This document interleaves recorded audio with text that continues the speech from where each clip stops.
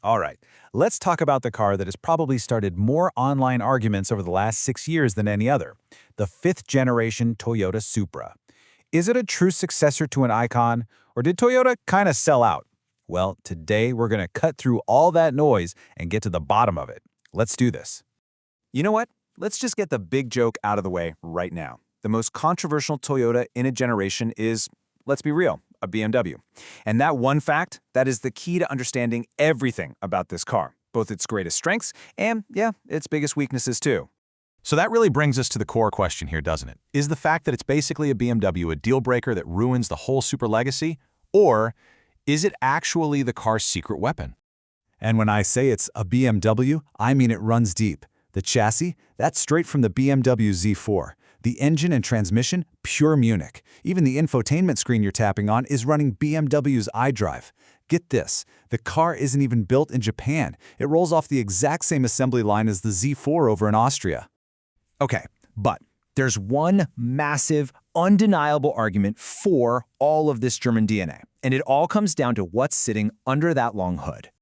The Supra uses BMW's B58 inline-six engine, which is, and I'm not exaggerating, an absolute masterpiece. It's the same motor you find in all the best modern BMWs for a reason. It's silky smooth, it pulls like a freight train, and it's known for being pretty much bulletproof. It started out with a very respectable 335 horsepower, but trust me, that was just the warm-up act. See, for the 2021 model year, BMW gave the engine a huge update, swapping the old 2-port cylinder head for a new 6-port design. Now, what does that mean? Basically, the engine can breathe way better. The result was a massive 47 horsepower jump all the way to 382. You can just imagine being one of those people who bought a 2020 model only to find out a few months later that your brand new car was officially the slow one. Ouch. But the engine wasn't the only drama. For the first 3 years, you could have any transmission you wanted, as long as it was an automatic. The internet, predictably, lost its mind. People were screaming for a manual. And what do you know, in 2023, it looks like someone at Toyota finally scrolled through the comments section and gave the people what they wanted, a proper 6-speed manual for the 3-liter. But here's the catch. Here's the trade-off. When you get a world-class BMW engine and chassis, you also get to pay for world-class BMW ownership costs. Let's just call it what it is, the BMW tax. And your first tax payment is a classic. Just like pretty much every turbocharged BMW for the last decade, the B58 has a plastic charge pipe that just loves to crack under boost. It's almost a rite of passage. And fixing it with an upgraded metal part will set you back about $1,200. Oh, and here's another bill that will look very familiar to anyone who's owned a BMW out of warranty. As the car gets older, the oil filter housing gasket is going to leak. It's not an if, it's a when. And because it's a pain to get to, you're looking at around $1,500 for that repair.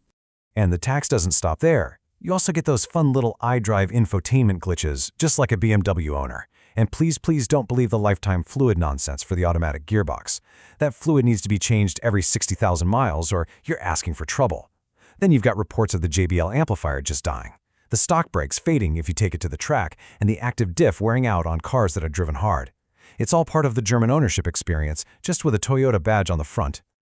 Okay, so we've covered the potential repair bills, that whole BMW tax thing. But that's only half the story. Let's flip the coin and look at the day-to-day reality of living with this thing and how it's doing on the used market, which is actually pretty surprising. Let's be clear, this is a real-deal sports car. So yeah, it's cramped. If you're over 6 feet tall, you might literally not fit. There are no back seats, and the ride is pretty stiff. But the trade-offs are worth it.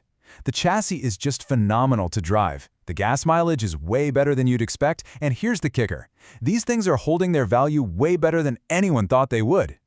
So that leads to the million-dollar question every car person is asking. With all this baggage, all this controversy, will this car ever be a true collector's item? Well, for some versions, the answer is a resounding yes.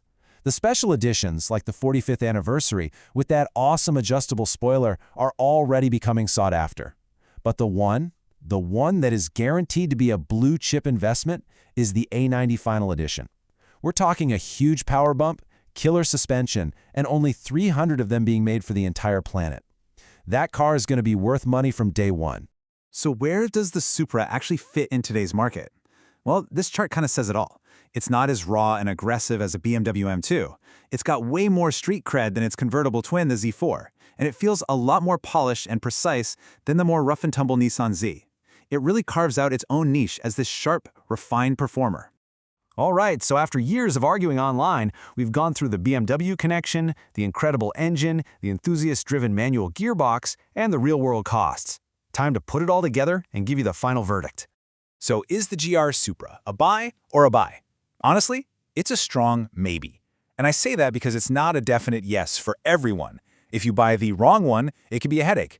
But if you buy the right one, it's one of the best sports car deals out there right now. So here it is. This is your cheat sheet for Supra shopping. The one you want is a 2023 or newer, so you can get that sweet manual transmission. You want to avoid the 2020 models because of that weaker engine, and unless you're really stretching your budget, just skip the 4-cylinder. The most important thing, demand a full service history to make sure that BMW tax has been paid. And hey, if you've got the cash and want a future classic, the Final Edition is the ultimate prize. Which leaves us with one last, kind of wild thought to chew on. The A90 Supra is faster, it's safer, it's more efficient, and it's a better all-around car than any Supra that came before it. So you have to ask yourself, what if the best Toyota Supra ever made is actually a BMW? Now that is a question for the modern age.